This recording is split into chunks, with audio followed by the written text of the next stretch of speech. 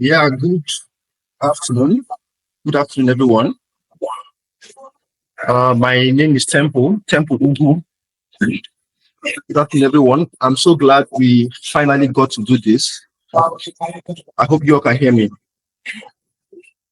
The turnout is very impressive, and I'm sure that during the course of this webinar, we'll all find so much value.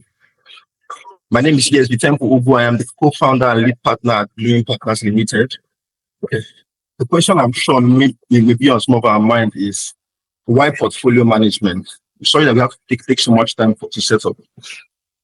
The answer to that question, I'm very certain we will have before the end of this particular session. Presently, within this virtual room, we have a plethora of professionals, all of whom are vital to the efficient delivery of real estate solutions. Please, you can mute your mic if you're not speaking. None more important than the other. We have finance professionals, commercial and investment bankers, credit institutions, and insurance representatives. The banking sector, primarily, you all know, is responsible for financing real estate on a large scale. We also have other professionals in the house: architects, engineers, builders, quantity surveyors, developers, land surveyors, property brokerage agents, and others too numerous to mention. The purpose of this series of webinars, which you all know, starting from today, is to create sufficient awareness around the subject matter, which is portfolio and real estate portfolio and asset management. The reason we see a lot of inconsistency in real estate transactions or real estate service delivery, as the case may be, can be traced to the depth of assets and portfolio managers in the country. And I'm not saying that there are none. I'm not saying that there are no assets and portfolio managers managing real estate in Nigeria. I simply infer that there are very few in comparison to the size and scale of the real estate market. The constantly rising number of abandoned projects is a symptom of this shortage. Very few professionals can actually model a project from ideation through to an investor in a way that provides a degree of certainty on profit in relation to cost to an investor. I dare say that with an increase in the number of portfolio and asset managers, there will be a corresponding decrease in the risk profile associated with real estate development, ultimately leading to more new entrant investors and renewed confidence for seasoned developers and investors. Currently, the very few professionals we have in this space are primarily domiciled in the finance and banking sector. And quite frankly, they don't even intend to let these ones go. If you ask them, they will tell you that the ones that they have are not enough. So, to the estate surveyors and valuers in the house, it is essential to understand the link between property asset valuation and property management. That link is actually portfolio and asset management. That is that bridge between valuation and property management. As we move forward, this will make more sense. I just needed to do this to whet your appetite for what you have to expect from this session, which is to be anchored by our esteemed speaker. So our finance professionals, our hope, or my hope, the hope of Bluemeen Partners, is that us estate surveyors and valuers begin to feature in your recruitment profiles for these roles going forward. We are well prepared and qualified for them. We are well prepared and qualified for these roles based on our background or given to our background in accounting, management, and law. Can you all hear me?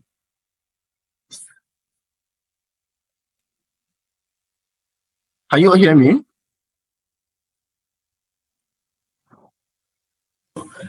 Yes, please go on.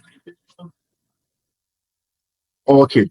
So to the investors and developers in the house, we hope today's session helps form your opinion on who to call to introduce certainty and strategy into your projects. To our lecturers and senior colleagues in the tertiary institution who are also well represented here, we hope that this contributes to a path towards enriching the curriculum along these emerging lines.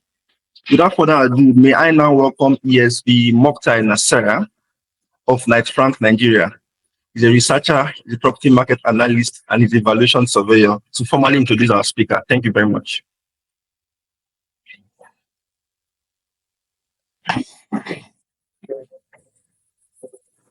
Thank you so much, my lead convener, for this beautiful welcome address.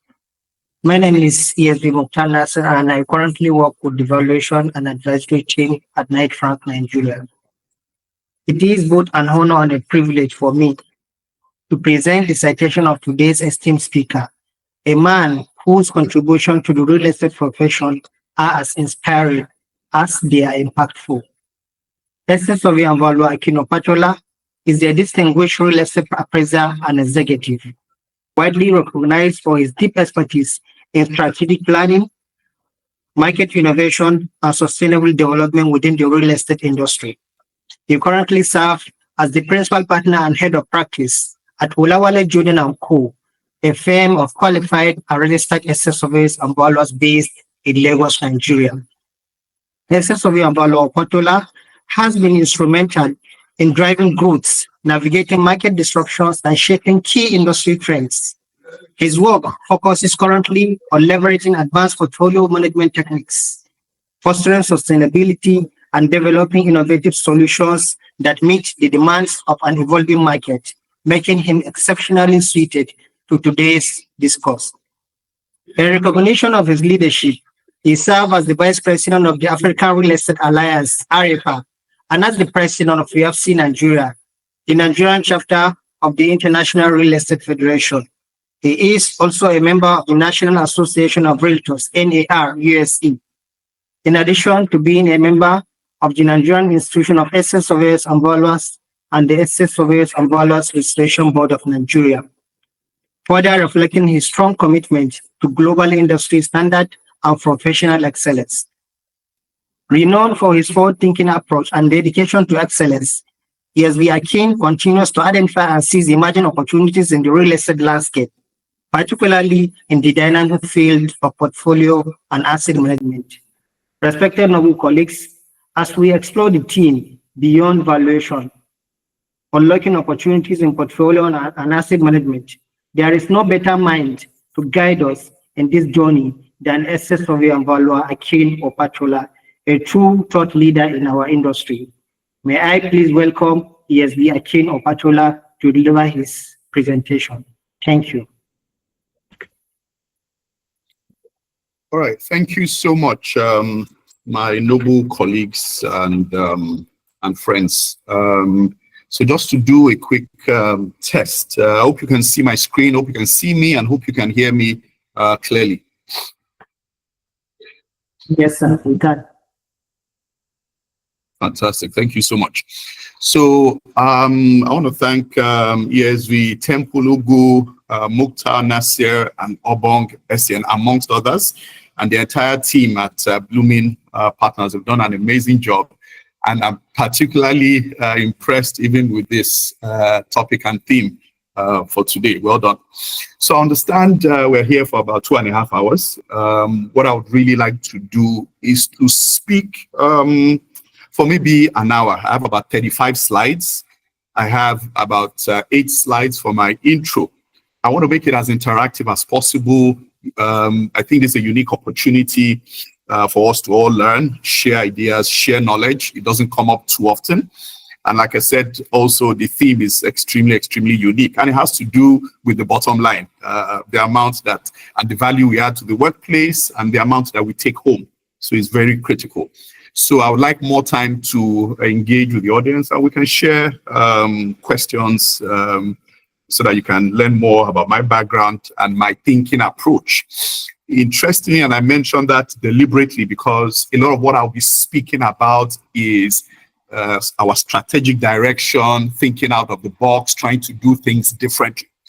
Ladies and gentlemen, you would agree with me that majority of us in this room that are real estate practitioners, especially the valuers in the room, we were brought up, we were trained with the mindset of valuation. But these days, you would agree with me that things are changing. We're in a VUCA economy, we're in a gig economy. The whole world is going through a huge disruption. That disruption must also be in our hearts and also in our minds. We cannot keep on doing the same thing, especially if we want a different result. So I'll be speaking and trying to break down the nuggets. So when I do sessions like this, I like to be as practical, as real as possible, so that at the end of the 45 minutes or 1 hour, everybody will be able to pick out one or two things and know that, hey, this is what I was able to hold. This is what I can take back, practicalize, and begin to make ends meet, so to speak. So my very first slide speaks to my profile. Hope you can all see my profile here. So I have this slide here very, very deliberately. As I mentioned earlier, that for me, and I'll be using myself as a major case in point as I go through this session. For me, I like to do things differently. If I see a lot of my friends and colleagues going one way, I like to go the other. If you look at immediately after the associations the companies that I've worked for, Olawale Jordan, Alpha Crest, Gradient, the very next one has to do with international associations. You see, I like to benchmark. I like to belong to a lot of these associations so that I see what my senior colleagues, professional colleagues are doing in other climates and bring it to hone it home. When we say beyond valuation and we are looking at portfolio and asset management, ladies and gentlemen, these people do not have two heads. These people are our colleagues, even those that are practicing it here. And it is huge because, as you all know, there are very few real estate surveyors, valuers that are actually trained, have the knowledge, have the experience, also have the confidence to play in the assets and portfolio management space. So so this is really, really critical, these associations. So I belong to about 25, but I just have a handful here. I have this here so that everybody can begin to seek out knowledge, and you can get knowledge from everywhere. And you can see that majority of this here are not real estate related. So this is me being extremely intentional. I'm a member of the NESG. 2 years ago, I was opportune to spend 1 month attending the amazing National Institute of Policy, Strategic and Leadership course. Broaden my mind, think out of the box. That is what we're speaking about here. I'm also a member of the IOD. I've attended about 3 or 4 courses at the Lagos Business School. So ladies and gentlemen, these are a few things that I want us to think about, ponder about, and as we also focus on the last 6 months of the year, we can also begin to add a few things. And let me also mention, I saw a really nice quote as I was preparing this, and I said, I will definitely share that quote. Let me see if I can bring it up here. Good. So this is by Steve Harvey. I'm sure you all know, some of you might know the comedian. And please let me know at any time if you can't hear me again. I hope I don't have epileptic internet service, but please let me know so that I can always change over to another internet service. So this is by Steve Harvey. You are never too old to reinvent yourself. So this is for the much older ones amongst us. Whatever that you learn from here, don't take it that it's too late for you. You can always go back to school, you can refresh, you can always join sessions that sharpen you, and you can network and learn. Also, one of really nice quotes. If you want to be successful, you must be willing to do things that others are not willing to do. That has always been what has been enshrined within me. I don't know how many of my colleagues will take out time from being in the office to go and sharpen their skills and capabilities. That is what I typically like to do. And I like colleagues also that share the same sentiments. So for my very first slide, I have the Purple Cow. People that know me, that are close to me, know that this is one of my favorite books of all time by one of my favorite authors, Seth Godin. He's amazing. He speaks to everything that I like to emulate. The Purple Cow is an amazing, intricate book. I recommend everybody to get a copy. But for this, and not to take too much time, it speaks to differentiation. I cannot even put a number on how many estate surveyors and valuers we have in Lagos, not to talk of in the country. We must do things in whatever business or sphere you belong to. Try to do things that differentiate you. And the purple cow is a metaphor.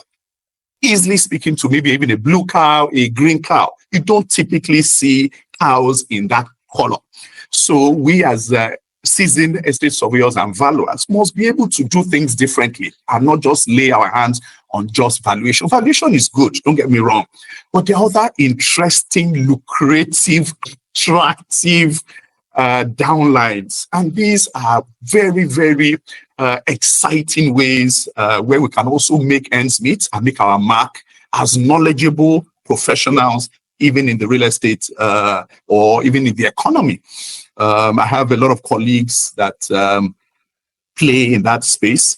And they're doing amazingly well. So as we go through, you will see as I begin to share and break it down on how we can also play, capabilities we need to do, and how we can also learn. So I seriously recommend this book. So here, this easily speaks to when I say the world is changing. I'm speaking about, and I like to lay emphasis on this 4. Uber, Alibaba, Airbnb, and of course, Facebook. So, you see here, and let me just take Uber, world's largest, arguably world's largest taxi company. And you know, they own absolutely no taxis. They use technology to drive innovation. Ladies and gentlemen, we must also think on how we can also use the same technology to drive what we do on a daily basis. We also have Alibaba. Alibaba, arguably the world's largest inventory company. They own absolutely not even one. Everything is put in by their service providers, and they are making huge waves in the industry. They are extremely valuable. We have Facebook also, and we have Airbnb. Airbnb, largest hotel chain. They own absolutely no hotels. Technology also using to change the narrative. So I met a gentleman a few years ago, about 2 years ago now, in Miami when I went for a FIABCI event. Sean Killer. Sean Killer, amazing gentleman. We're about the same age group. He's about 46 years old. He's an architect, initially based out of Cape Town with about 16, 17 architects. Ladies and gentlemen, this is the kind of example I like to give here about we changing the narrative just by changing our mindset. If you look to my right, you will see an amazing development, quite unique, quite futuristic. That is the Museum of the Future, built by him. If you do a quick Google or you go on ChatGPT, top 50, top 100 architects, his name of his architectural firm is Killer Architects. He probably will not be there. They have so many with huge pedigree. He will not be there. But you see, he has been able to use within the short time that his firm has been in existence to be able to put a foothold even in the marketplace. What Sean Killer has done has been quite remarkable. He designed and built this amazing museum based in Dubai. A few years ago, it was one of the most visited buildings from around the world. He has resources now in terms of architectural projects worth close to $1 billion. This particular building was valued at about maybe $150 million. So a small architect, young in age, young in capacity, based out of Cape Town, is doing amazingly well. Ben Caballero also, I call him Baba, also a senior mentor of mine. I've never met him, based out of the US. He is the only real estate broker that has been opportune to be in the Guinness Book of World Records. And he has broken his own records several times over. He has sold homes in the US that if you combine what the large real estate firms, the Knight Franks, the JLLs, the Brawls, the Fine and Country, that they have offices all around the world, they've not been able to break his record. He's 78, he has a dog, and he has about 18 staff, also using technology, using his mind to change his own future. So here are a few of my presentations. You see, for me, and like I said, I'm using myself as a case in point as I speak through.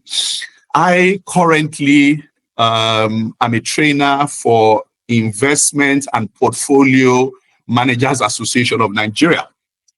I play actively in the asset and portfolio management space because, ladies and gentlemen, if you don't know, part of your capabilities, part of what you are trained for is to be a seasoned and successful portfolio and asset manager.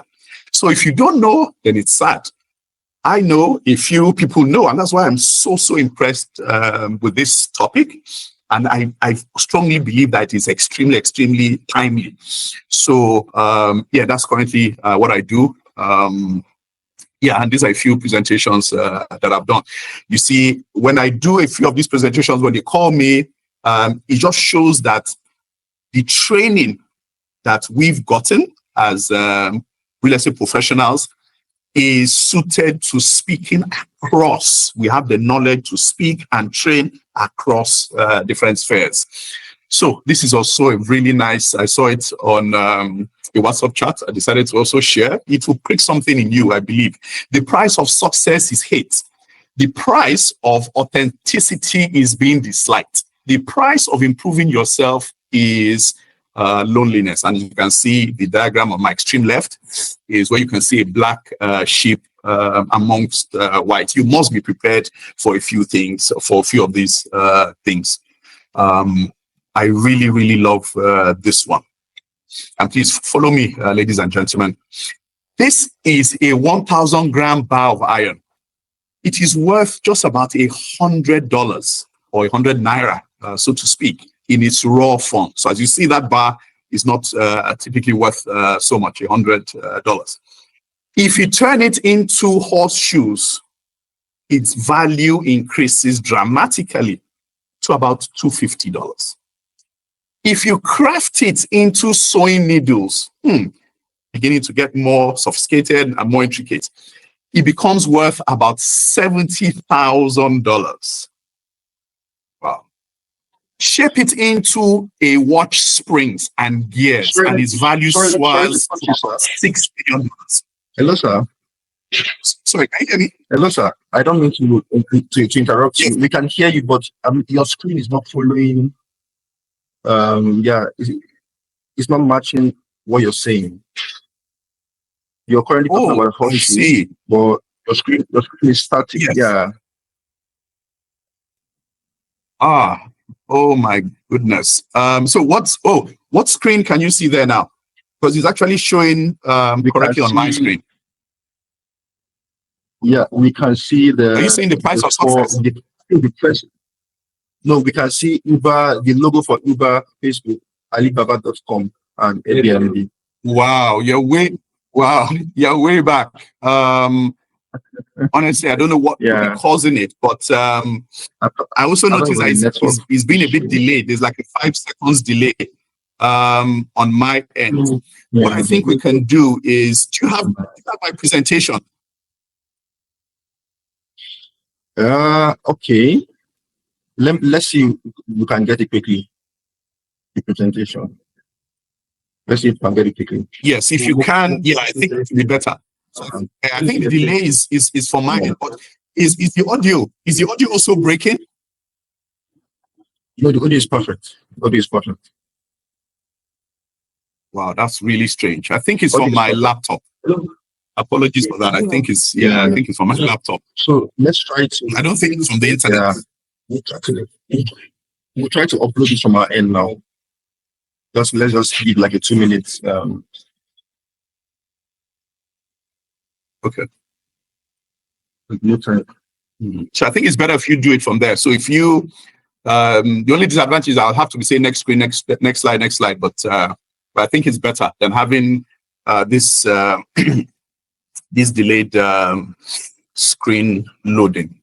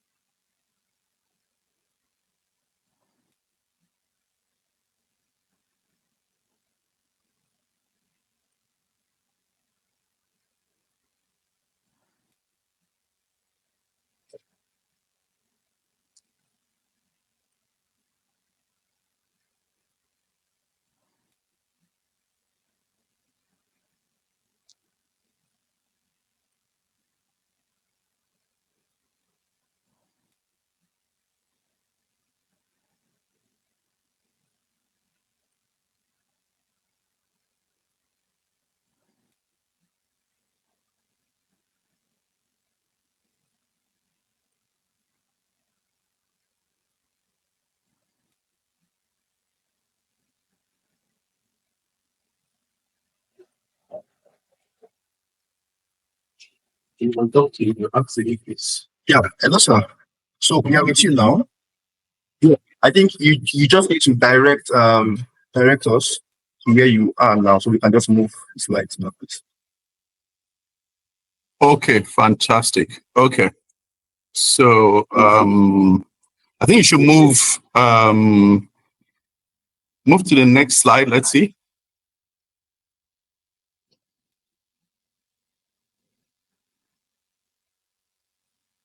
Next one.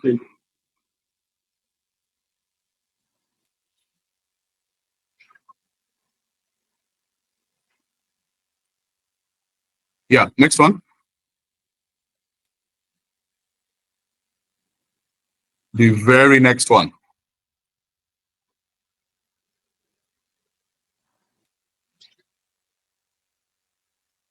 Correct. Yeah. Okay. So am I good? Can you hear me? Can you see me? Yes, you're good. Yeah, we can see you, we can hear you. Perfect. Fantastic. Thank you very much. Awesome. Apologies for the instruction. Okay. No, it's fine. So this speaks to a 1,000 gram bar of iron. Basic iron is worth just about $100 in its raw form. If you turn it into horseshoe, the value increases to about $250. Craft it into sewing needles, it then becomes worth around $70,000. And also, if you shape it into a watch, spring, and gears, it values soars dramatically to about $6 million. But if you reframe it into high-tech laser components used in the to the manufacturing of computer chips, that's the same bar that has suddenly turned into $15 million. Ladies and gentlemen, as an estate surveyor and valuer, a professional, your true worth isn't defined by what you're made of. We're all made by the same thing. We all undergo similar training. But by how you develop your skills and how you apply them. Ladies and gentlemen, this particular slide is what I would also advise that you read over and over again.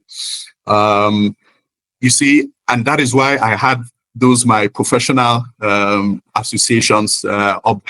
I strongly believe that to be a seasoned, to understand the rudiments of portfolio and asset management, it just has to do with training.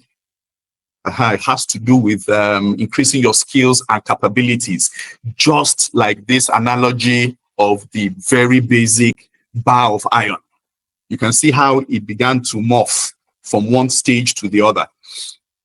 It is how we can also morph from whether we're going to add value in the marketplace for about $70,000, $6 million, or even $15 million. That value comes from the type of training that you go, the type of books, and the type of networks, how we associate ourselves. So very, very critical. Next slide, please.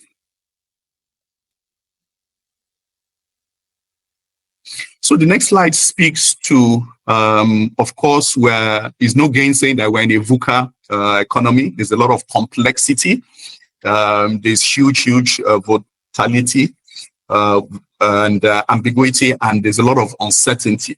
So for estate surveyors and valuers, we must also think out of the box and decide to play and look for blue oceans, look for new areas for income generating, and how we can also increase our income streams. And I strongly believe that portfolio and asset management is one of those low-hanging fruits. But like they say, if you know, you know, and if you don't know, you don't know. Next slide, please. So here I'm speaking about the table of contents. These are a few things that I will be speaking about. So I'll be speaking about the definition. I'll give a quick definition of portfolio and asset management and how it relates to real estate. I will give the typical scope of work for estate surveyors and valuers, and you will see that, hey, it is extremely similar, where valuation typically speaks to the assets. You're valuing it, Reebok, stakes, and cheapos, as it is today. Portfolio and asset management goes beyond. So there's nothing wrong in doing valuation, but I believe that portfolio and asset management is a step further and letting your clients know that you have the right competency and experience. I would also speak about value creation and value capture, which is extremely, extremely critical. We all give some level of value as professionals, but how can you capture it and how can you turn that into a profitable fee-based professional service? We'll speak about the role of knowledge and continuous learning, like I've spoken about. Then personal branding and rebranding. I will speak to how to make money in portfolio and asset management. Like I said, I'm going to really, really break it down within the time that we have. I will also let you know the few steps to hitting the ground running. I would also be sharing what sets a seasoned professional portfolio and asset manager apart. Like I said, try and differentiate yourself. So what sets us apart? Then your career as a portfolio and asset manager. I'll share a few recommended books that can keep you, that can help you kickstart your career journey. And of course, we'll have an open discussion before we now take question and answers. Then we'll share a few topics. Next slide, please.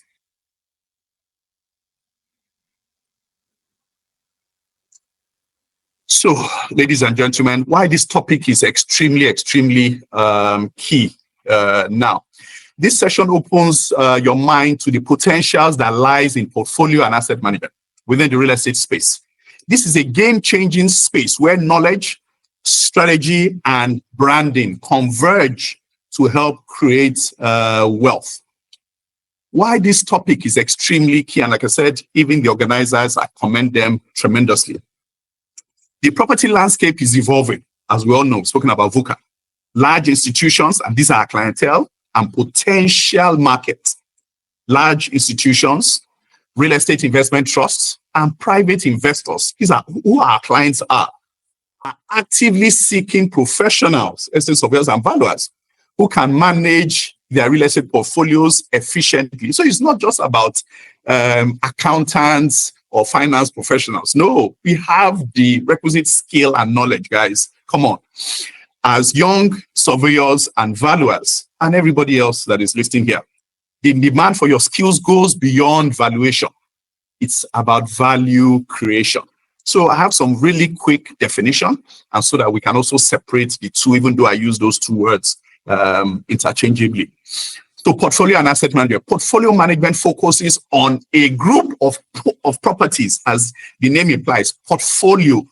And definitely we know that we have property management is a huge, huge part of our skill set. So portfolio management is a group of properties, managing risk, maximizing returns, and ensuring strategic balance across the entire asset class. Let me take that again because it's critical. Portfolio management focuses on a group of properties where you manage risk, maximizing returns, and ensuring strategic balance across assets. Whilst asset management speaks to the individual property. So it takes it on an individual basis, improving its performance, occupancy, income, and market value. You will see that these keywords are words that we are familiar with, but this is just laying emphasis on it and letting you know that you guys, if you separate it, take it as a separate professional service. And I will speak to those terminologies. I have some colleagues, some friends that say, hey, I'm a portfolio and asset manager. The skill set that speaks to that, I have it. And I know I can do it. It's part of my day-to-day. So it is different calling yourself an estate surveyor and valuer, which sometimes confuses our clients, or saying I am just a property manager. So let's get that. The opportunity ahead for young professionals with specialized skills and modern mindsets, guys. young professionals can reposition, that's what we're speaking about today, themselves as wealth creators, not just service providers. Next slide. So what is portfolio and asset management in the real estate space? Portfolio management involves the oversight of collection of real estate assets. This includes performance monitoring, diversification of asset types and locations, risk mitigation, and ensuring the entire portfolio aligns with the investor's goals, while asset management focuses on enhancing the value of each property. This is achieved through smart leasing strategies, capital improvements, tenant retention, operating cost control, and increasing net income. Ladies and gentlemen, this is absolutely, it is not new terrain from what we, from our daily schedule, especially if you've gone through a professional service real estate firm where you've gone around property management, brokerage, valuation, yes, and the likes. So it is, especially given the different types of valuation work that we do. So scope of work for estate surveyors and valuers. Next slide, please. And here, I'm sure you will all agree with me, and if you don't, please jot it down so that we can discuss it thereafter. Number one, strategic advisory on property investments. Guys, we do this all the time. We guide our investors, our clients, our friends on where, what, how to invest based on returns, market trends, objects, the different objects, their budgets, current state of the market, and all that is part of what we do. Two, lease and tenancy administration, also familiar terrain, nothing different here. Managing lease terms, ensuring compliance, handling renewals, maximizing rental income. We most times are the ones even advising our clients. I say, sir, this property with the rent has remained stagnant in the market for about 2-3 years. I've gone ahead to do a market survey. Similar properties within the neighborhood have jumped up 25-30% based on inflation and based on trends. So I'm advising that we can mark up maybe by 15%. Let's see what the views of the tenants are. So it's critical. Also, property performance analytics, tracking financial performance, the ROI, cash flows, the occupancy, spotting inefficiencies, and recommending corrective measures. So let me give a good example here. So this speaks to property performance analytics and tracking financial performance. So a few years ago, myself, I had to go and subcontract a work. I gave it to a finance and accounting expert, so to speak, that was working for one of the big fours. And guys, when he gave me the report, I noticed that, look, this is within my purview. But of course, he had the core competency, he had the experience. So I went ahead to say, look, if it's financial modeling that I'm paying this thing out for, I need to go and also increase my skill set and also learn this so that next time I can keep the money within the firm. Also, asset repositioning and enhancement. This is improving underperforming properties through upgrades, redesign, or rebranding to increase value. This is just terminology, is just nomenclature. Asset repositioning and enhancement. So you see how we can easily use words to satisfy our clients. We do this all the time. Assets that are not performing, we advise our clients, sir, maybe we should go ahead and sell this property. I'm giving you my professional advice. I've done a spot valuation on this property. This is what I believe it is going for in the market today. If you sell the property, I think you can divest in Soso area because the Lagos Calabar 700-kilometer coastal road, the opportunities, we've seen 20-30% growth in those areas. We've seen areas that are close to infrastructural development, places that are close to the proposed 4th Milan Bridge, proposed 2nd International Airport. So if you sell this, I think you can position here. These are high growth neighborhoods. And if you buy not just bare land, but an investment grade asset, you can begin to reap investment. Ladies and gentlemen, it is simply asset repositioning and enhancement. This is what we do. We're conversant with it. Also, exit strategies and valuation for decision making, similar to what I've said. Sometimes you just advise your client, even though he has not instructed you, but it's based on advice. It's left for him to take it or he doesn't take it. But it's worse when you have the core competency and you don't even advise him accordingly. Next slide, please. So now we want to look at the opportunities today. We've spoken about real estate investment trust and institutional portfolios. Real estate investment trusts and institutional clients need professionals like us to manage large, diverse portfolios profitably.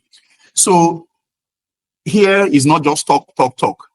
Very critical slide. Where are the opportunities? Where can I see the naira and kobo? Guys, we all agree that it is those large corporates that pay higher fees. Most times, let me not generalize, most times. So we need to look out for those ones. If we have the core competence, we need to write beautiful proposals and let them know that, look, we can advise accordingly, and that we are land economists. We know where the opportunities are, and we can advise them as regards portfolio or assets management, even if it's their own briefs or new opportunities in the market. 2, corporate real estate advisory. A lot of real estate firms, amazing, I must confess, they have a separate department for CRES. I know there's one of my clients, Standard Chartered Bank, that had a huge department that was fielded by a few estate surveyors and valuers and finance and accountants there also. But they need to also know that peradventure they want to outsource, they can bring those type of things to you, and you can earn a handsome fee. Companies seek experts to manage, optimize, and repurpose office, industrial, and retail spaces. And that's why I made emphasis on the different asset classes. So what we're speaking about today is not just portfolio asset management as regards residential, but of course, industrial, retail, and commercial. Facility and asset optimization.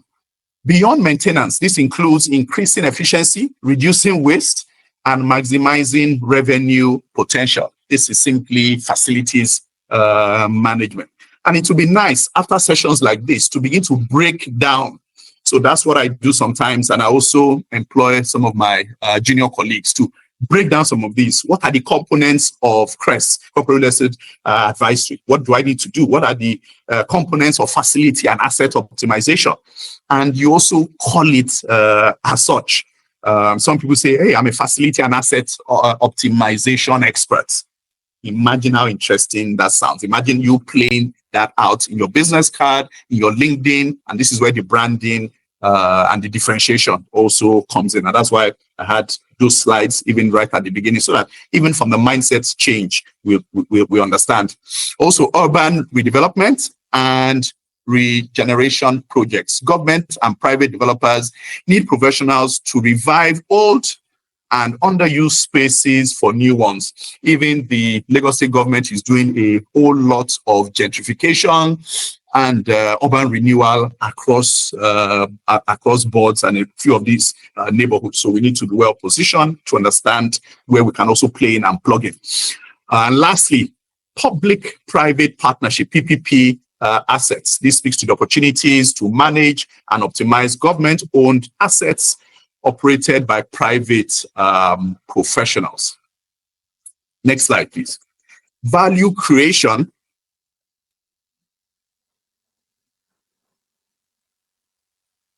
Next slide.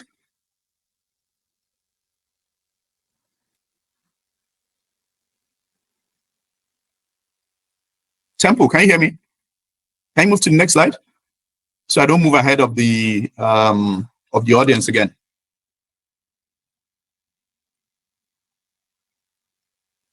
Awesome. So value creation. What is the market looking for, everyone? Number one, technical skills. You must have strong foundation in financial modeling, I've given my own example. A lovely brief came to me, and I had to go to subcontract. And of course, a large chunk of the fees that should have been retained by the firm, I had to give it out. So financial modeling is it's amazing. And you see, this also speaks to the cash flow a lot. Even when our clients, what we've seen now in the marketplace, there's a lot of joint ventures. And that is a marriage of convenience where developers have huge cash. Landowners also, they don't want to sell, but they want to develop their parcel of land. And we can create that synergy and give advice. A lot of these developers, they want to know, what percentage do I need to use to sell off land? So that they can generate the right cash flow. They don't need to go to the financial institutions, commercial banks, where they'll be charging upwards of 27% interest rates, which is almost dead on arrival. That's where the profit goes to die. So we need to be able to understand financial modeling, advise these developers, and instead of them subcontracting it, they will give it to you. So you start earning your fee from inception. And for every single stage, you can earn a handsome fee. So that's one critical technical skill for value creation, for portfolio and asset management. 2, strategic thinking, ability to think long-term, create a growth vision for properties, and align decisions with investment goals. 3, communication. You must be proficient in reporting and presenting insights to stakeholders, investors, and boards in clear, concise, and actionable manners. Also, ethics and integrity. With billions of naira in play, trust is critical. Professionals must be transparent, responsible, and principled. This, of course, goes without saying. Even by our motto as estate surveyors and valuers, we must be noble, we must be dedicated, we must be trustworthy. It goes with the training, it goes with the terrain. So, guys, value creation, technical skills, strategic thinking, communication, ethics, and integrity. These things go together. Next slide, please. So value creation is simply the process of generating benefits, solutions, or improvements that matter to customers, clients, or society in real estate. This could mean developing a property, offering expert advisory, solving a housing challenge, or increasing a property's potential. Similar terrain again. Value capture is the ability to monetize or gain from the value you've created. Also, a very, very important slide that I have here. We all deliver one form of value or the other. So that's why we're entrepreneurs. That is why we are business people. That is why we are real estate professionals. And also why we are solution providers. We add value. But you see, how do you capture? And what are you even capturing? You must understand and know what you're capturing. Otherwise, some of these services, ladies and gentlemen, you actually be giving it out for free. Or you will, the most painful part is that you will have the competency, but you will not know how to deliver and how to charge appropriately. And you see, one thing we must also learn is, apart from the big four, let's also look at companies like Bain and McKinsey. So let me call them the big six. These guys charge, they charge an arm and a leg, whether they're dealing with individuals or they're dealing with government or institutions. We must be able to take a cue from that. You see, most times it is our colleagues that are there because, of course, they have the brand, they have the years of experience, but this is where we can also grow gradually so that we can do good work, add value in the marketplace, and of course, charge appropriately for the services. So let me repeat that. Value capture is the ability to monetize or gain from the value you've created. Amazing. It's about turning your impact, like I've said, into income through fees, commissions, profit margins, rents, or long-term equity. Ladies and gentlemen, I cannot emphasize this enough. Please go back, take a screenshot, save this. I'm sure the organizers at Bluemeen Partners will also share my presentation. Really, really critical. It underscores a lot of the things that will be discussed here today. Also, applying it as a real estate professional is one thing to know. It is another thing to do the actual application. A real estate professional creates value. Oh, yes. And when they help a client buy, sell, lease, or manage, or even invest wisely in property, for example, identifying an undervalued property for a client or increasing a property's rental yield through strategic involvement. I have senior colleagues that look, for them, they actually separate it. Yeah, there was a firm I also worked for a few years ago. They separate it. They say, look, valuation is separate, they'll bill you for it. Property management is separate, they'll bill you for it. Advisory, real estate advisory in terms of portfolio and asset management is also separate. And yes, they will charge handsomely for it. If you know, you know. Value is captured when the professionals earn a commission in consulting fee, asset management charge, or takes equity in a deal as a result of the value they've provided. Whoa, whoa, whoa. Very, very interesting. Temple, next slide, please. Thank you very much. So how does this affect earning capacity? Like I said, I'll begin to drill down. Let's see how we can begin to make money, monetize a lot of these things so that it's not just rhetoric. Your earning potential grows when you create high impact solutions. As the saying goes, the more problems you solve, the more likelihood of you, when you solve big problems, you can charge big fees. And that is why I really, really love that slide that speaks to the bar of iron, how you graduated from even from the springs to gears of the wristwatch to a mere horseshoe, and how you can begin to monetize. You should see yourselves, once you add value, you can begin to charge appropriately. So create high impact solutions, large scale transactions, large real estate development insights or portfolio strategies. Also, two, build specialized skills or knowledge that is extremely hard to replicate. Speaks to the purple cow. If you are doing something a lot of people cannot or will not do, speaks to the fact that you can remember one of the quotes that I gave earlier. Let me repeat.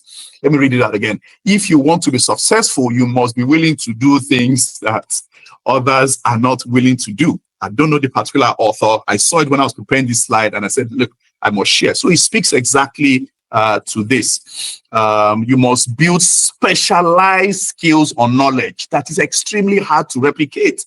So you can see, back to my professional qualifications, why I spend a lot of time reading off-the-cuff books that speaks to personal development, that speaks to networking, brand building, and so forth, and things like that. Even some of the trainings that I go for, I mentioned the one that I was opportune to go for in Jos, 1 whole month on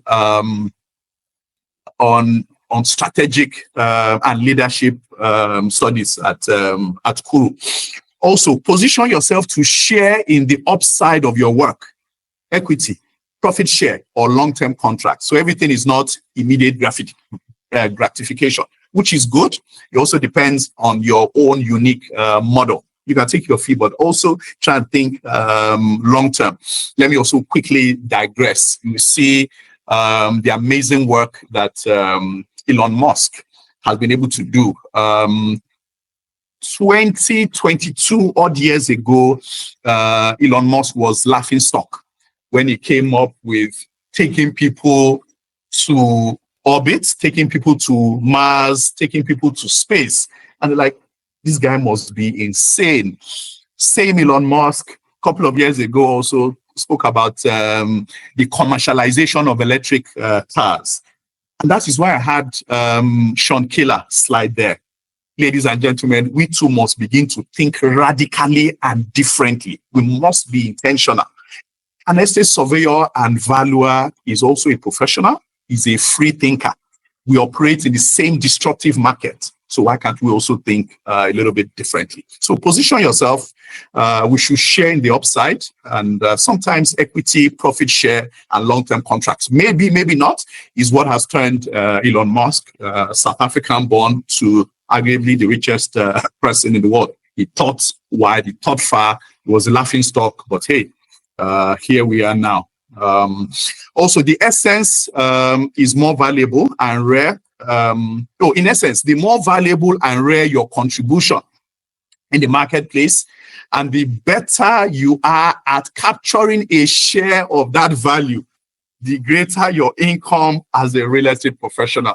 Oh, I just absolutely love that. Next slide, please. So here are a few specialized courses, like I mentioned. I won't just leave you, I will handhold you and let you know some of those courses that you need to take. So number one, if you want to upskill in portfolio asset management, there are certifications like the RICS, CCIM in the US, the IRPM. They provide credibility and advanced skill sets. There are some of these courses also that are absolutely free. I'm sure a lot of you would have heard of Coursera, Google. Some of them come at a fraction of the cost. So let me also share. And this is me just digressing a little bit. So in October, hopefully I'll be in the US. I came across a value-adding course on affordable housing in the US in Harvard. Harvard is a dream school of mine. I've never been able to afford it.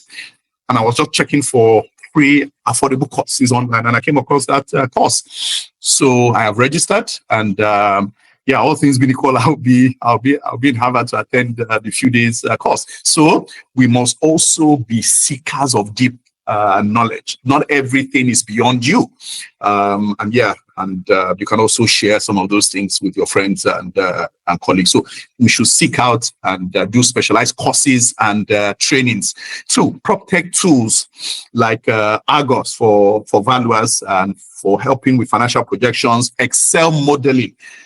Guys, Excel is amazing. With ChatGPT now, it's an enabler, but we need to upskill, know what you can use. There's so many use cases for Excel. We need to strengthen ourselves there. GIS, of course, they're extremely crucial and extremely efficient with precision also. Three, reading case studies and global reports. Like I mentioned, I'm always going on the websites of those big six, Bain, McKinsey. What does it speak to ESG? How does ESG matter to a real estate consultant? How can I also add value in that space? And of course, the PwCs, the KPMGs, we need to know and track. Guys, they're professionals, we are professionals. Yes, they might work for a bigger firm, but we need to also, that's part of the benchmarking that I speak about. And also mentorship and internship with top firms. These are huge opportunities when you can work with those large real estate firms. I know Nasser Mukhtar, when I trained him at the Knight Frank Academy, I said, look, extremely privileged, not just to pass through the Knight Frank Academy, but to be opportune to even work there.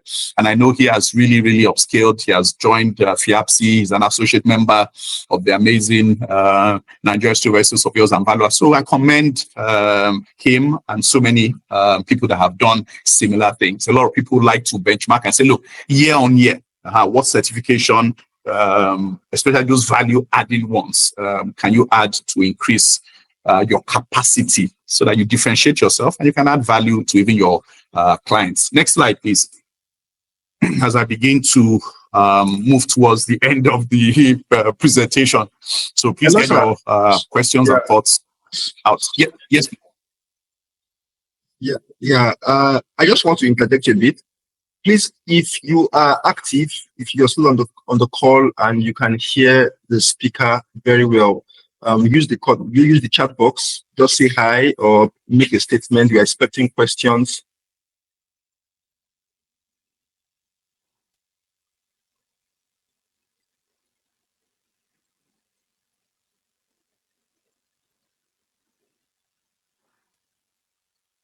Hello, Temple.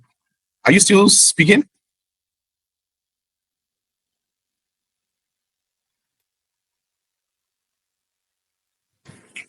I think he's done. You can check over, sir. Okay, fantastic. Okay. So personal rebranding. I never take the chance when I'm called upon to speak. You see, a lot of things has to do with our own rebranding. And like I said, I always like to be brutally honest.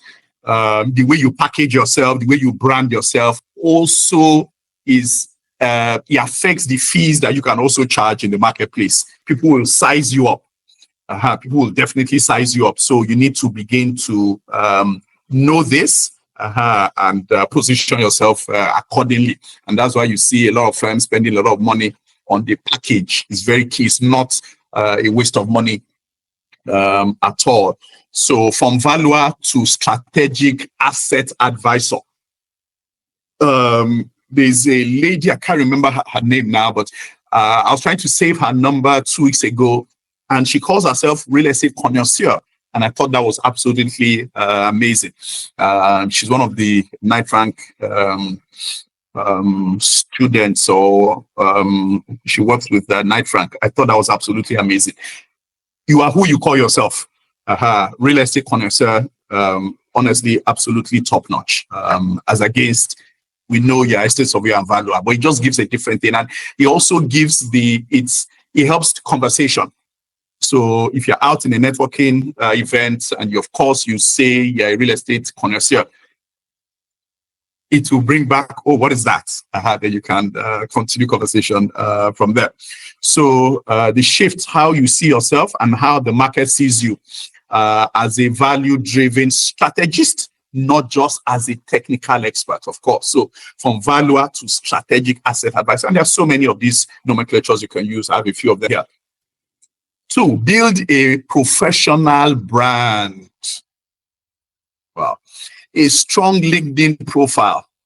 I hope you guys are updating regularly and consistently. And lastly, intentionally as a professional. You see, these days, people hardly ask for your profile. They don't.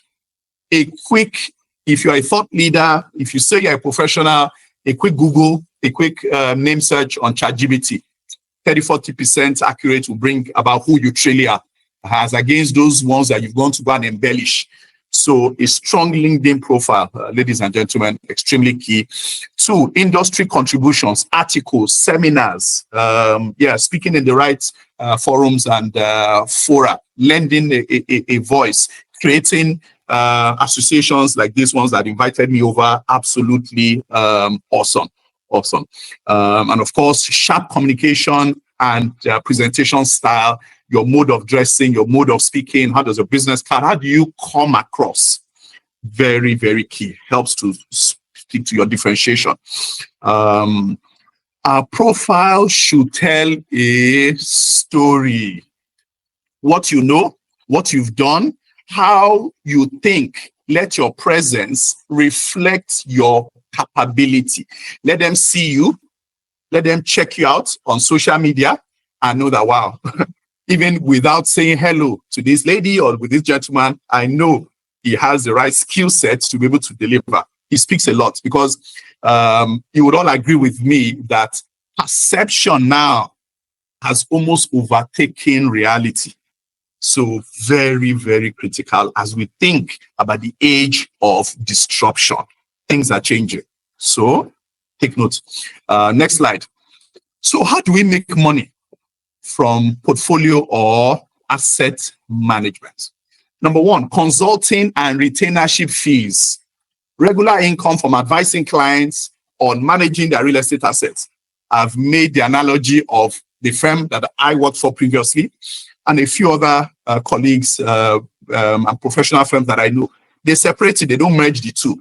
You see, the marketplace, nobody wants to pay a dime extra, 1 naira more. So if you merge the two and you are giving more value, and that's why I say, look, value capture is extremely, extremely important in this conversation. So if you can separate it and can see the value, ladies and gentlemen, they will pay. They will pay. So, but if you want to be forgiven and you merge the two and you don't charge appropriately, the market will also embrace you. Also, percentage of assets under management, AUM. So I went to train a firm about 3 months ago. And interestingly, and like I said, I like to benchmark. I'm usually checking up on those big six. And if you notice, not just the big six, a lot of these top firms, they do asset under management. So BlackRock, arguably the largest asset management company, I think BlackRock and Vanguard, they are interchanging. They have trillions of dollars asset under management. So this firm, with office in VI that I went to go and train, their estate surveyors and estate surveying and valuation firm. They also, in their brand and company capability document, they had assets under management. Ladies and gentlemen, I was super impressed. What they did is they just collated all the property management properties and assets, got the values, and said, look, we currently manage 25 billion under our portfolio, which is awesome. Speaks to the branding, speaks to the packaging. If people don't know, they will not even know how to help you. And they will feel as if estate surveyors and valuers cannot add value in the property and asset management conversation, which we can. I've told you that I trained last year, I trained Investment and Asset Managers Association of Nigeria. So if I can do it, guys, you can also do it. It's the same training that we have, but we must be intentional. So performance bonuses, as you grow your clients' property values, you can also help reduce cost. You may earn a cut from those gains. I've seen it being done before. Some call it success fees. Hey, if I can help you, you know it's a huge challenge. I'm solving a big problem. You're losing money. You're bleeding. If I can help you save 20, 30%, can I get a percentage from this? It also speaks to your confidence that you know you can get it done. So these are ways that how we can make money from portfolio asset management. Syndications of real estate investment trust and also partnerships. Join forces with investors or investment groups and earn as a managing partner or advisor. Lastly, teaching and advisory engagements. Share your knowledge via workshops, training, and conferences for extra income and visibility. Ladies and gentlemen, let me also share. There's this group, Apex or so, in the US. They reached out to me 2 weeks ago. They want me to come to the US in, I think it's November. Yeah, all expense paid. Yeah, flight, hotel, some form of speaking fee. I'm going to go and speak. And of course, it's going to be worth my time. So, like I said, this is to encourage you. You can definitely also hone in your skills there. Next slide, please. So this speaks to a few steps on how to get started. Number one, assess yourself and know your current skill set. That is why, you see, everything, ladies and gentlemen, I've said here is very intentional. It took a while to put this presentation together. And I know that Nasir and Temple were on my case, but I wanted everything that I've said here to get every single slide means a lot. You can recall from what I've just said to one of the other quotes that I mentioned by Steve Harvey, the famous Black American comedian. You are never too old to reinvent yourself. So, self-assessment. know your current skill level, and be honest and true to yourself. What can you do now where you are, and what do you need to improve? And that is why, as I speak, I'm using myself as a classic case. But of course, you have mentors out there, you have bosses, you have senior colleagues, you have leaders, industry players, where you can Google, check up on them, and follow them, and use them to also guide to elevate your own skill set. So choose a niche. You cannot say you are jack of all trades. No, the conversation has changed. We must be jack of all trades, but begin to master a few of these capabilities as estate surveyors and valuers. Focus on what suits you best. Is it residential, retail, commercial, industrial, across any of these asset classes? But know fully well that you have the right competency to earn a fee and create your own knowledge and share in the marketplace as a portfolio asset manager. 3, take a course or certification. Start by building authority and credibility through recognized training. I can also see that we're close to 100 in this webinar. I'm thoroughly impressed. Knowledge is the way to go. You see, back in the days, I've always tried, because I had a boss then that told me, so look, Akin, if you follow money will always run faster than you. But if you follow value and knowledge, you will get it. Then the reverse will happen. Money will now be the one, clients, business will be the one following you and pursuing you. So, guys, it's a no-brainer. Start building the authority and credibility through recognized trainings. Volunteer or intern. The real world exposure builds confidence, competence, and also your portfolio. I did it many years ago. I'm also encouraging you to also do the same. When I transited, I spent about 13 years in the financial services industry. I worked for about 2 banks.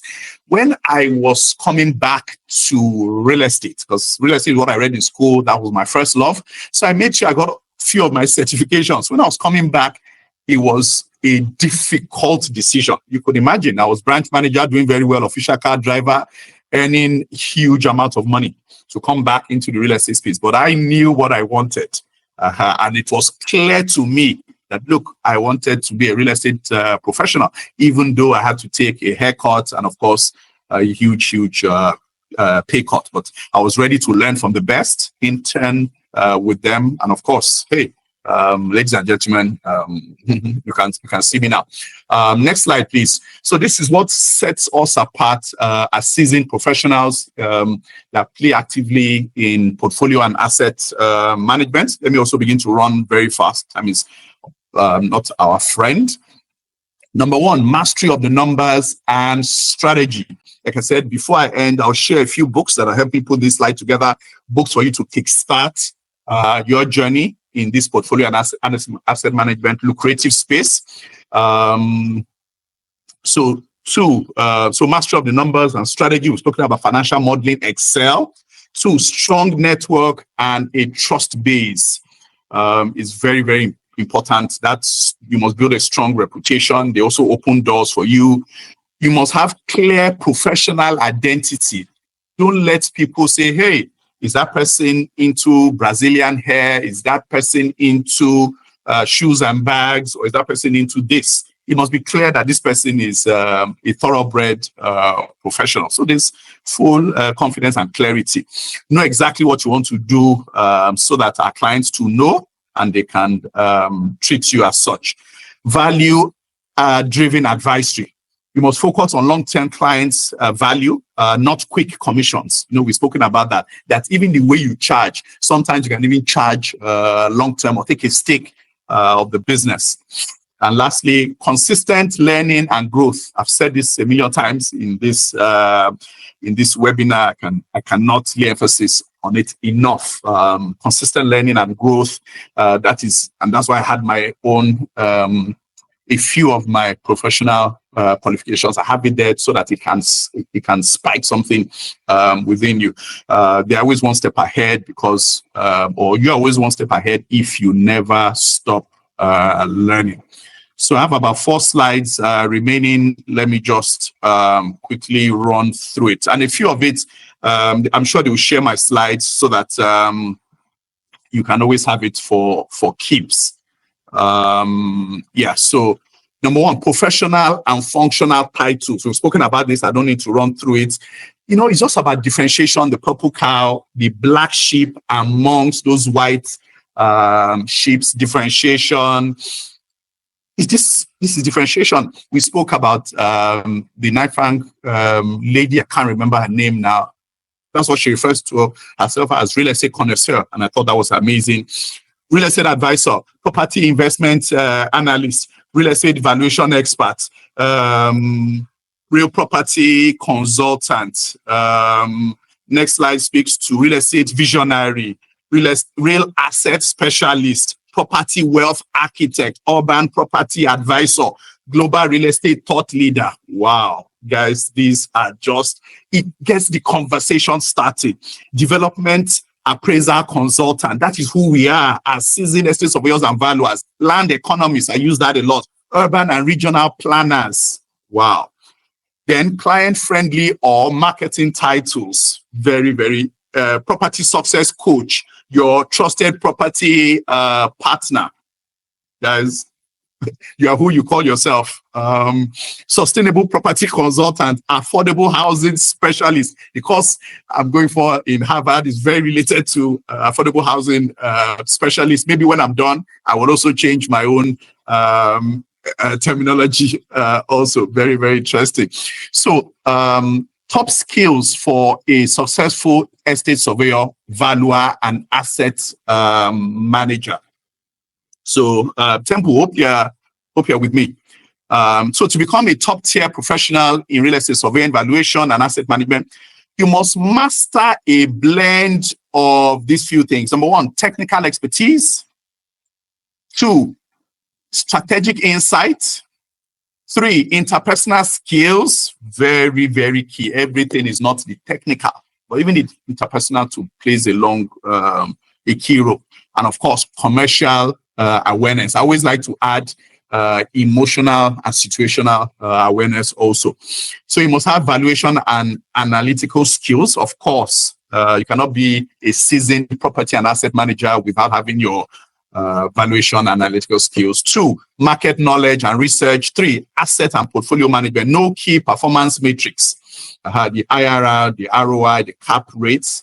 All those things come without saying. Capability to manage asset life cycles, acquisitions, disposal, lease structure, and strategic repositioning. So if you need to take a course, yes, then you need to strengthen it. 4, negotiation and communication skills. So like I said, this is beyond the technical. 5, financial and investment acumen. And 6, legal and regulatory knowledge. You must have deep knowledge of land laws, tenancy acts, valuation standards, property tax, and the key compliance framework. Also, your technical proficiency, professional ethics and integrity, we've spoken about that.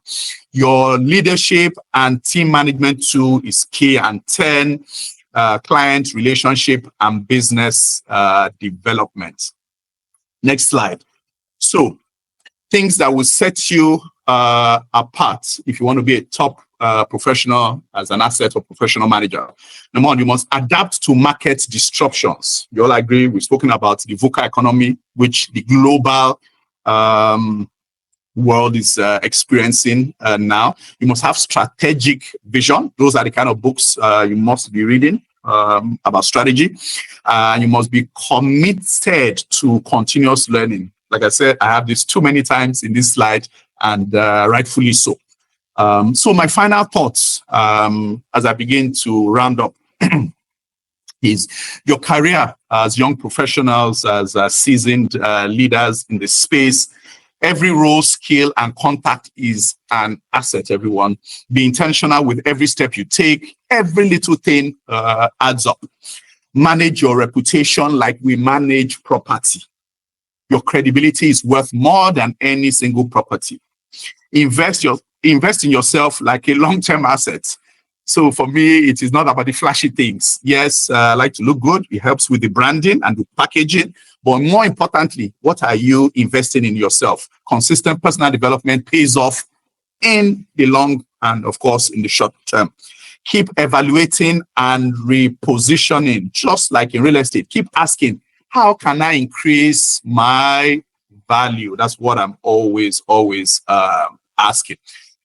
So thank you so much, ladies and gentlemen. Let's begin to discuss. Let's take your thoughts. If you need clarification on anywhere, let's take question and answers. I have some few courses and certifications here, but they'll share the slides so we can have it. Then, like I said, I would also share, I don't know if you can see my screen, a few of the books that I use, The Middleman Economy, Super, The Blue Ocean Strategy.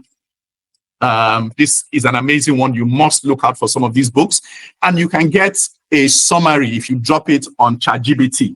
You will see a summary of the books that you can read, and of course, it's nice to have your own copies. Principles by Ray Dalio. He was an amazing, very popular investment banker. He worked an asset manager. He worked for one of the top asset management companies in the world. Then marketing your service business. And lastly, Poke the Box by Seth Godin, just getting you to think differently. Thank you so much. You've been awesome. All right. Thank you so much. So my name is to give Brown, even again. So I will be handling the question and answer session. So we have some questions already. Someone says, do you think valuers are currently undervalued in the property investment life cycle? If so, why? And if not, what do you think has contributed to their current relevance? I know you can get my question, sir. Okay. Yes, I think I got it. Okay, so let me put it this way. The simple answer to that is yes. But that is a huge bias and generalization because, like I mentioned earlier, I don't know how many valuers we are in Lagos, maybe 6,000. I don't know how many we are nationwide, maybe closer to 15,000 or so. But you can lay your finger on it. If you look at those international firms that we're trying to benchmark, the likes of them, GLL, the likes of them, Knight Frank, the likes of them, Brawl, Cushman and Wakefield, you can see a lot of deliberate packaging over the years. A lot of these firms they've been existing for 15, 20, 30. Knight Frank recently celebrated 60. With a few exceptions, indigenous real estate firms that have been deliberate and intentional. So many of us, we are definitely undervalued and underpaid. And it is the way the market, the society, our stakeholders see us. If they see you you see, it is the way it is perceived. And that's why I mentioned perception. It has even overtaken. They know the work and the value that we put in. When we are valuing tank farms, when we are valuing aircraft, when we are valuing a lot of these intricate services, some of us don't know how to price ourselves adequately. And like I said, the market will embrace. So we have a long way to go. So, but of course, we're learning. There are a few indigenous firms positioning themselves properly and rightly. Thank you. All right, sir. Thank you for that, sir. I have another question here. It says, also, have you ever been directly involved in a decision to retain, sell, or repurpose a property within a portfolio? If yes, what key factors influence that decision, and how do you personally respond to the outcome? You get my question, sir? Okay, yes, I can. So yes, I have been opportuned to be involved. One currently a few years ago in my firm, then a few while I was with my former boss and mentor. So then we're doing a lot of advisory work for a corporate client, Standard Chartered Bank. They were doing a lot of assets optimization. So we did had to go around some of the assets and advise them accordingly. Should this one stay? Should this one be resold? Should this one go? There was one I also did recently for Philips Consulting. It's called Stay or Go analysis, which also has to do with portfolio optimization. So there've been a few, not too many. I wish I could have been opportune to do a bit more, but yes, I've been opportune to do quite a few, and I'm happy for those for those opportunities that have come my way. So hope that answers your question.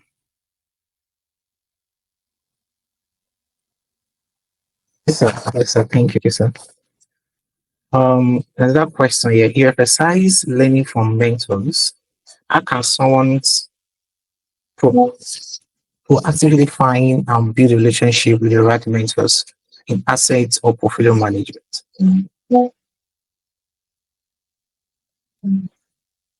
Fantastic. Okay, good one.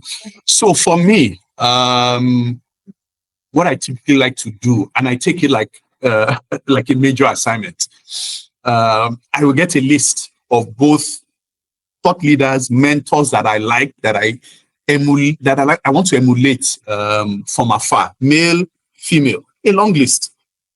So if I generate a list of maybe about 15 to 20 names, then I begin to eliminate. There are some that I won't be able to reach due to one reason or the other. There are some that are not within my sphere of influence. They are not within Lagos. I like to meet my mentors regularly for coaching, for assessment, to see if I've been able to also grow. So by the time I prune that to maybe about 10, then I begin to take those baby steps and say, hey, who do I know within my circle? And this speaks to the 7 or the 5 degrees of separation, that it is very, very difficult for you to see somebody and not get somebody or 2, 3 people to know that person and that can link you up. So I would do that. I would be extremely deliberate and intentional. I will seek out the person, follow the person on social media, not stalking, but going where I know the person will go. So if there's a speaking engagement, if there's a real estate event, I'll go there, try and reach out to the person and things like that. Or use somebody that I also know and trust to say, hey, I've been trying to reach out to this person to be a mentor of mine. Can you please do the introductions?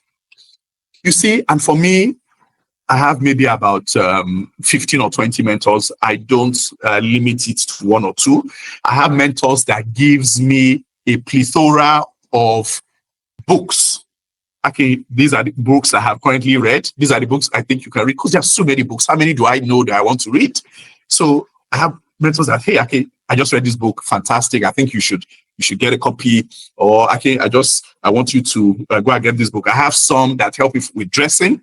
I have some that even when I'm confused on an assignment, valuation assignment, portfolio, because we're all learning, I go to them and say, hey, sir, I'm confused here. I don't want to make an error. I don't want to get embarrassed. Can you please guide me and handhold me? So I have so many of these mentors, but me, and not all of them are in the real estate space. None of them are in the real estate space. I broaden my horizon.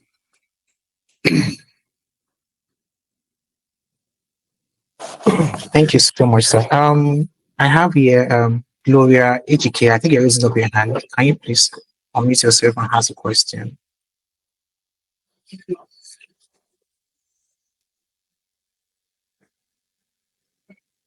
Gloria, are you still here?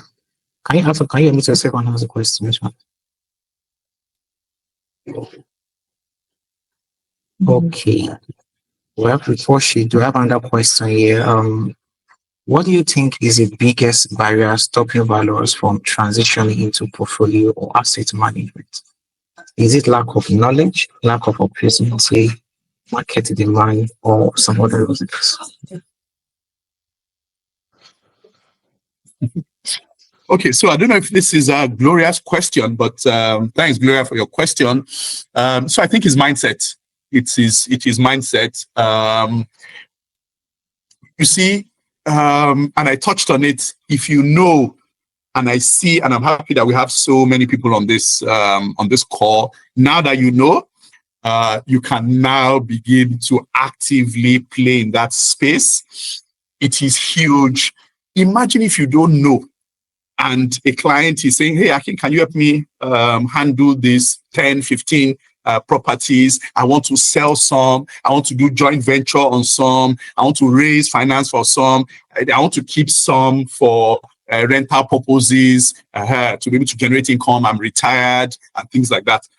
Ladies and gentlemen, that is portfolio optimization. Imagine if you don't know and say, so I don't do portfolio management. So imagine how risky and dangerous that would be. Things that you ordinarily do on a day-to-day basis is just about breaking it down. This is something that you can also put a beautiful proposal together and tell your clients, sir, this particular set of assets that you have, I think it's time to take it up a notch and do portfolio management for these ones. And sir, we charge separately. It's a different arm of the business. We charge separately. So I feel that it is just simply mindset. And you know, interestingly, when I go to train investment and asset managers, a lot of people in that room are my colleagues. A lot of them, and I don't say anything new. A lot of them, yes, are investment bankers. But it's mindset. There's nothing different there. Yes, with a few trainings and with a few guidance on those Excel, those financial modeling, and a few other IRR and things like that, those cash flows, yeah, you'll be good to go. You'll be good to go.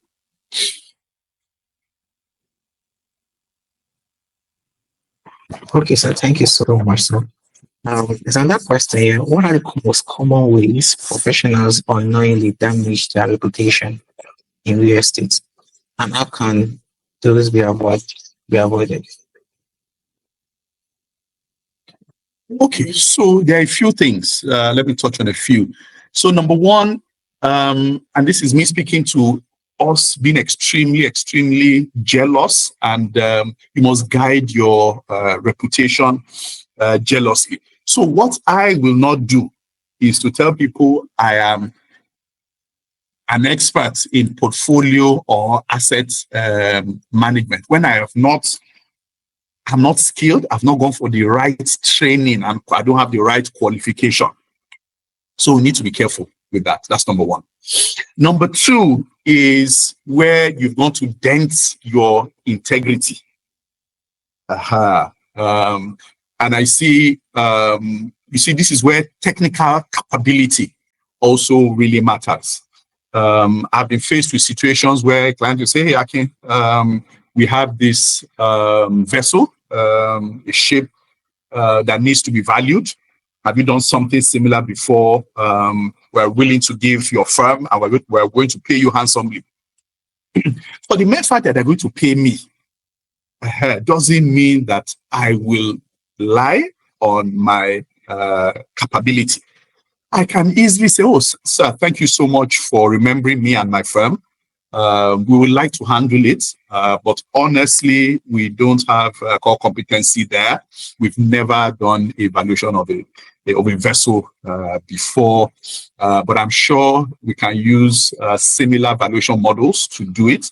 I can seek my professional colleagues, seniors, and we can handle it together. And of course, the fee will not be much more. The fee you pay me, I will split it with that senior colleague. And within that process, I will also learn. So in case of next time I will be involved in that process, I don't need to bring in my colleague, yes, to come and guide me through the process. That's number one. Number two is even in areas of conflict of interest. I've seen it happen. A few valuations and briefs has come my way where some colleagues are conflicted and say, Akin, because of this reason, I cannot go ahead and handle this valuation exercise. There's conflict of interest. Like if you are free and you can handle it, I won't mind. Then of course we can discuss whatever fee you want to share with me. So things like that is the way I want us to see it. Ladies and gentlemen, it is all about collaboration and positive association these days. Thank you.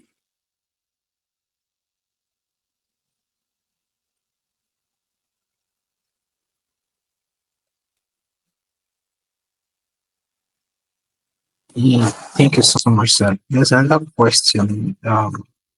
So what does risk management play in portfolio management? Also, how do you ensure client objectives are met in asset management? Okay, fantastic. So risk management just simply speaks to thinking ahead. So what do I mean? Let me break it down. So you try to evaluate. This is you putting yourself in the client's shoes, or from a bird's eye view and thinking, what are the possibly risks, challenges, issues that could go wrong on this particular project? So, for instance, if you're doing construction or you're advising a client to buy off-plan, a similar type of risk management advice can be, hey, the developer may not deliver to time. He says he's going to deliver this project in 18 months. What if it takes 24 months? He may not deliver to specification.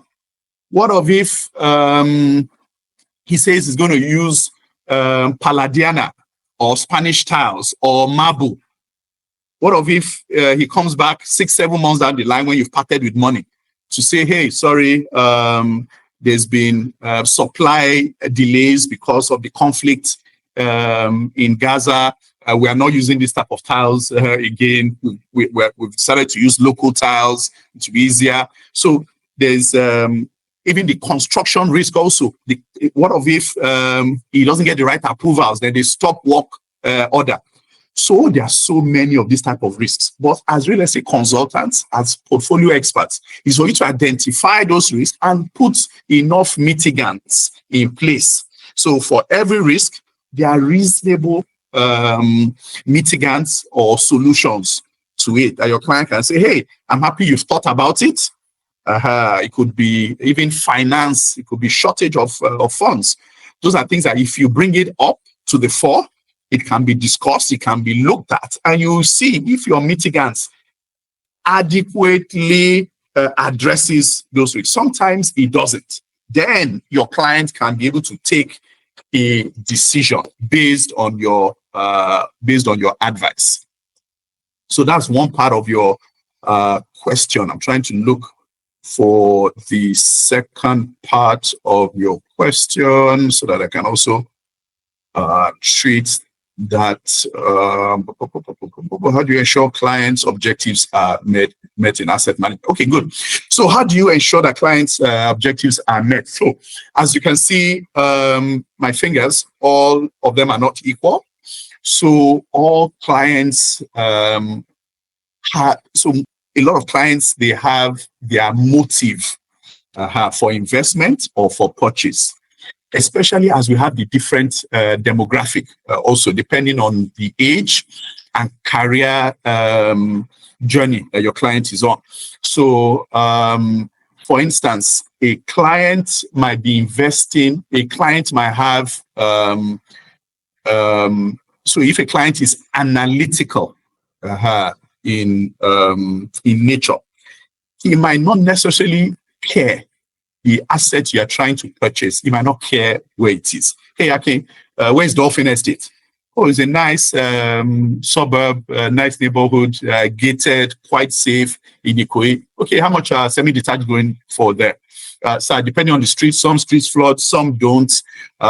Depending on the age of those buildings, Dolphin was developed about maybe in the early 80s. It might, and the level of finishing, it might be going for maybe between 350 to 500 million. Now, some are corner piece, they have more land size. We can park more cars. Okay, Akin, what's the rental going for these days in Dolphin? Sir, also depending on several factors, but maybe between 15 to 20 million. Okay, okay, Akin, what yield does that give me?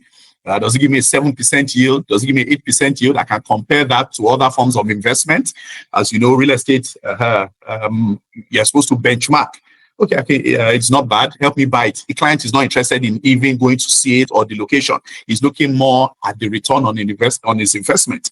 So we need to understand the objective and the motive of each of our investor clients.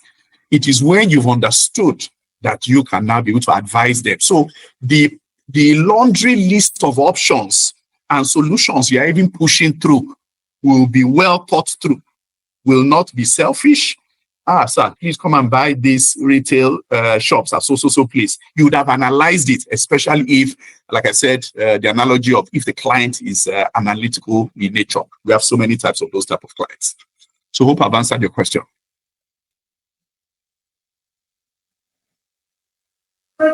Thank you so much, sir. I have some interesting questions in here. I think there's one that says, it says, how do you manage a portfolio with both high and low performing properties? Then the second one is, how often should asset valuations be carried out in a managed portfolio? Okay, good. I'll take the two simultaneously. Okay, sir. Sorry, were you saying something, Gabriel? Yes, about reading the third question. Yes, sir. Okay. So what should I do if two assets in my portfolio are competing for the same target tenant?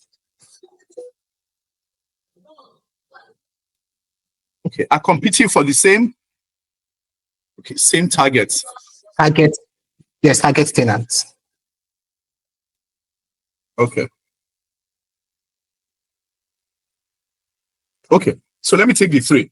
So, yes, so it happens often where you have both high and low type of high yielding and low yielding assets in a portfolio.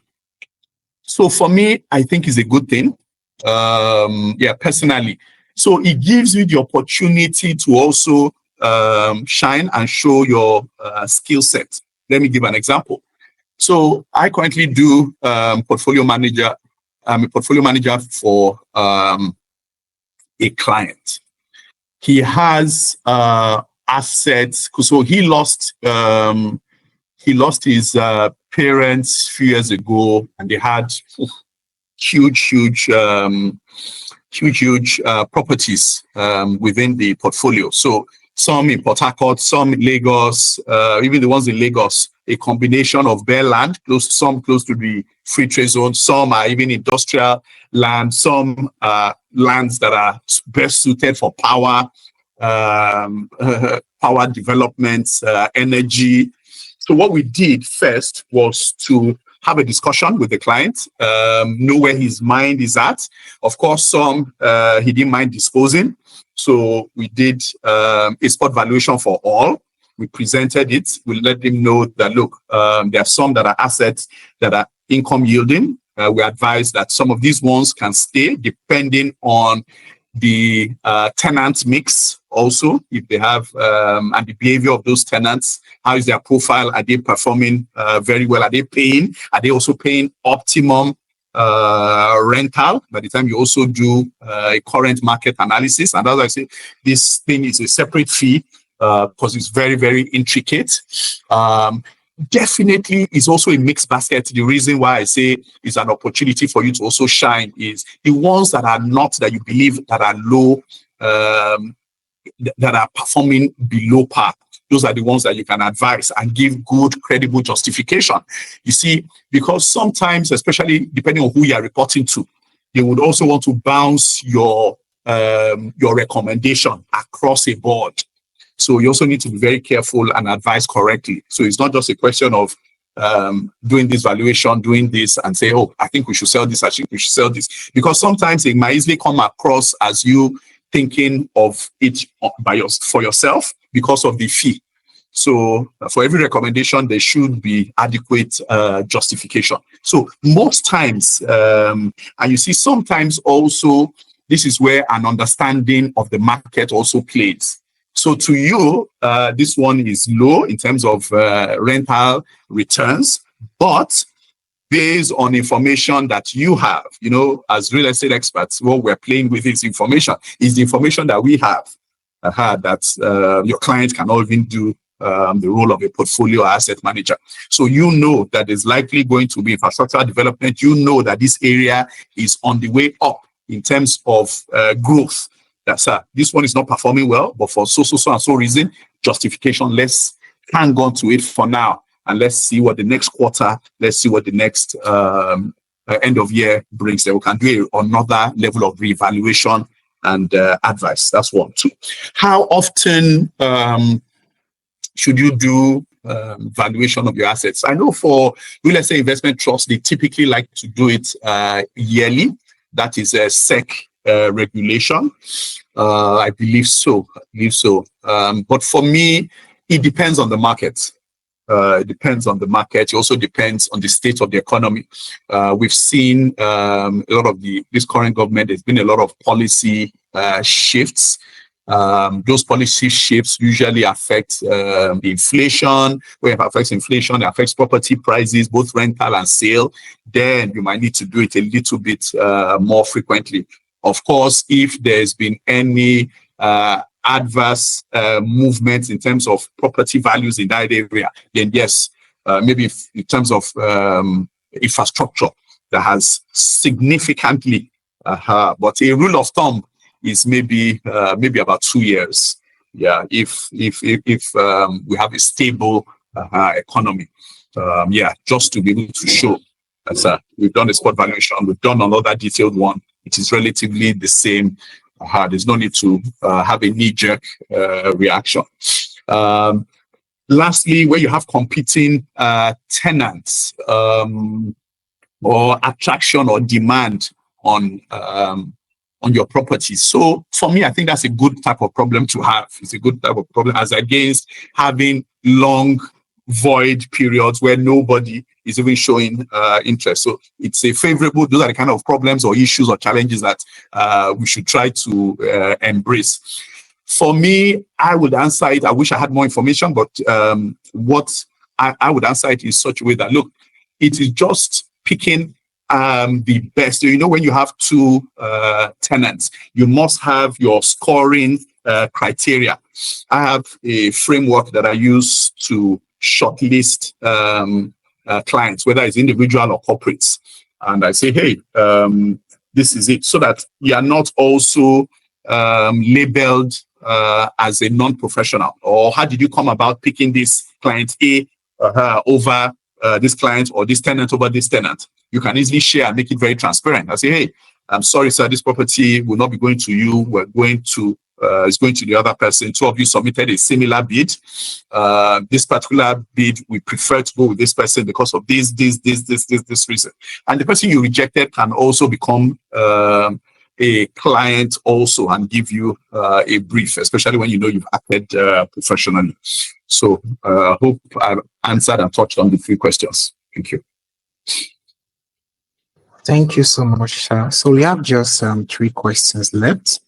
I'll just go through the 3 questions. The first one says, most valuation clients believe in imaginary opinion of value than the actual market value, as may be ascertained in the valuation report. Hence, the reason why most people don't want to come for valuation. How do we cope these meanings? That's the first question. The second question is, okay, this is just like a compliment. It says, that's Oluwadara. Oluwadara says, I am glad I'm having the opportunity to hear from you directly today for the first time. Please, are you available for mentorship? That's the question it's asking. The last question is from. Okay, I think that was okay. The last questions. This from Afolabi. What do we do as estate surveyor and valuer to win more valuation briefs or asset management briefs? Most people in the general society neglect or undermine the real intent and purpose of valuation or assets or portfolio management. Thank you. That's awesome. Thank you very much. Okay, so I think Oluwadara Afolabi, I think the third person's name. But so yeah, I agree with you 100%. Clients do want you to concoct figures, imaginary valuation rates, like you mentioned. It is it's quite appalling, and you see the pressure comes from these clients. But I always say, look, don't fall for it. Your integrity, your name is at stake. So one way, realistically, is to always attach a comparative market analysis for both the land and the physical building. You see, sometimes, yes, it's difficult to get a realistic comparable, but where you can, you see, and I always try to do one thing. The trick is carry the client along. What they don't want to see is 125-30 page report, and they just see the value, 2.4 billion, and they're wondering how. They may not be valuers, they may not be skilled, but let them know that, hey, sir, I'm sure you're doubting this because most clients always have an over-bloated figure in mind, whether they're taking loans or they feel that, or just for personal use, they need evaluation for. I say, sir, please go to page 10 where I have the comparative. Sir, look at the land. Your land measures is 1,000 square meters. Sir, you can do a quick Google. I can share with you some of our colleagues, whether Northcourt, whether Wusiele, Real Estate Outlook, or sir, please just put it on ChatGPT now. 1,000 square meters. What's the going rate in whether Ikeja GRA, whether Maitama in Abuja or in Old Ikoyi? It will give you a guide, sir. I have even gone further to give you actual comparables, those ones that were closed within the last few months. So that is the going rate. That is the market speaking. I cannot help you there. So move over to the physical building. So if you look at it, if you look at your building, I've put one or two, some were even sold. So you might even know that property. The address of the property is this. I've gone ahead to put pictures. I've gone ahead to put the Google coordinates. So you can check it on the comfort of your system. That property is very similar to yours. We know no two properties are the same, but I've gone ahead to discount because yours is extremely well finished. That one is not. Yours is a corner piece. That one is not. Yours has a few of these embellishments. And I've given the right comparative grade deductions for it. So you're carrying him along. Okay, so this is how you arrived at this. That is correct, sir. As against you just putting it. But I want to also stress that don't allow clients, which they do just like to do, to put you under pressure. It's these same clients that will go back and say, hey, for so and so person, don't use them. I tried to bully them, and they kept on adding layers to the figures. These guys are not too professional. The guys you helped will come back to say that. So we also need to be very careful. To the second question on mentorship. Yes, I do take mentorship. I was also mentored, so I always like to also give back, but I'm also usually very careful. I also make sure that the person is also very serious and very committed. I tell people that, look, there are two things. A lot of people are interested, but they are not committed. I might be interested in reading 10 books. I'm interested in reading 10 books in 3 months. But am I committed to doing it? How many pages do I read a day? Am I disciplined enough? So those two things are critical. But yes, I do take mentorship. Then to the last question, I think that was from Afolabi. How do you get more briefs? Brilliant question. So first of all, I think you need to do more of networking. Be in the room where your clients are, and that is everywhere. That's number one. Number two, speak to the value that you have. On my WhatsApp status, I'm always speaking about maybe one speaking event or one valuation of this or one this. So a lot of my clients, friends, relatives, aunties, uncles, who are my clients. Oh, okay. So you do valuation. I'm like, okay, yes, now. Oh, I thought you were just a broker. Oh, I didn't know you do asset and portfolio management, because I've taken a screenshot of something I saw and I put it on my status, or I put it on any of my social media handles. So I'm very deliberate. When I say networking, let me break it down. So I am intentional. I go to rooms where I will not see a lot of my colleagues. So if you see an architectural seminar or conference, typically that's where you find me. Or MBA, the lawyers are having whether a webinar or a conference, I will be there. You will hardly see estate surveyors and valuers there. So I will be unique. So when they ask me, Akin, are you an architect? I say, no, I am a valuer. I can do portfolio, I can do asset management. Then we swap cards. Maybe not now, maybe in 2 or 3, 4 months' time. That same architect that I met or the lawyer will say, hey, okay, I'm here with my client. He wants to do evaluation. I don't know anybody. I met you 4, 5, 6 months ago. I was even wondering what you were doing in the room. You told me you're a valuer. Okay, can you come and handle this brief? So that is how I do a lot. So I spend 30, 40% of my time looking for business going out there. And I'm very, very intentional. I have close to 1,000 phone numbers. It's not possible for me to reach out to everybody. Like I said, I spent some time in banking. So a lot of my banker friends, they do valuations. Some of them would have forgotten about me. So even when I can't reach out to them, I just put it on my status. So, and within the 24 hours span, at least 150, 200 people might have viewed it. Some people now remember and say, oh, okay, can we do this together? And I do. So those are the things that I use to generate business for myself, apart from the direct writing beautiful proposals to a lot of these banks, to a lot of these companies. Back in the days, we used to have one very big book called Top 5,000 Companies in Nigeria. Fantastic. So I use that to enhance my marketing and bring in a lot of briefs. So I pick randomly. Sometimes it can be oil and gas companies, right? 50. Sometimes it can be all the multinationals. Sometimes it can be a lot of the embassies.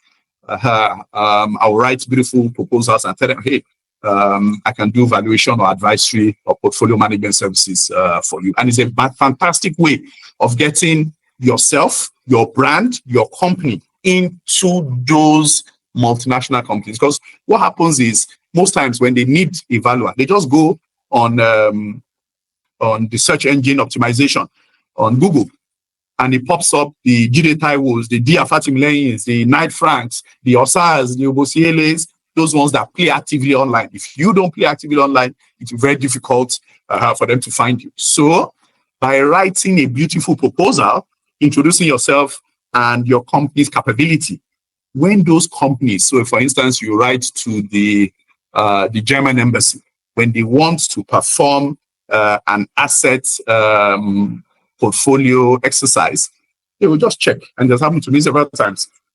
They don't know anybody.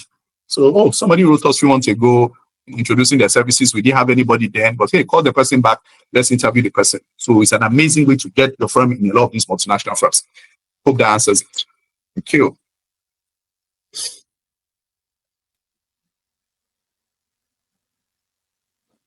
All right, thank you very much. I am ESV Obong SN, a partner with Iswakason Associates, located in Calabar, Cross River State, Nigeria.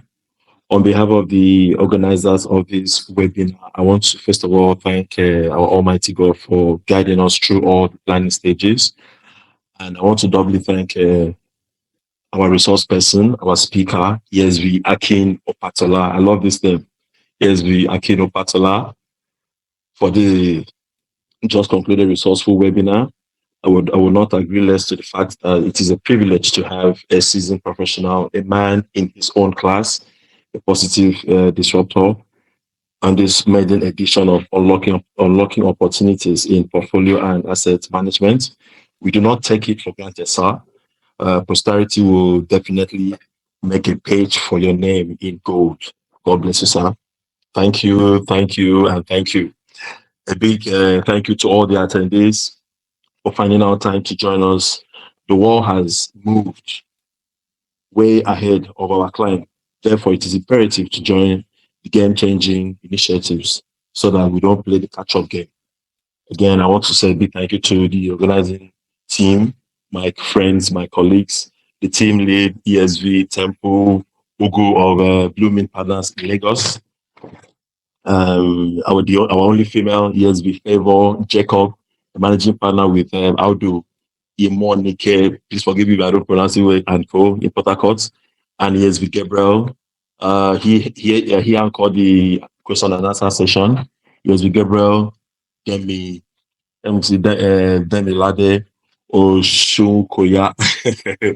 Yes, he's a team lead of Valuation Unit, Mobipe, Angels Consulting, and our own ESV Mokhtar Nasir, a member of the Valuation Unit advisory team at Knight Frank, Nigeria, and our ESV Sebastian Chukuyere, the head of valuation and business development at James Omeza Co Abuja. Then my humble self, ESV Obong Essien, a partner with Iswak Pastor and Associates, Calabar. Our next edition will be announced soon, but we can do smaller member by intimating us that by the grace of God, we will be having we will plan host to another great professional. His name is ESV Akin Abraham. He's known to almost all of us. It will be an exciting session. So I want to thank everybody. The slides will be sent to everybody, and then please drop further questions via email. And then I want to say thank you for now and bye for now. Thank you, everybody.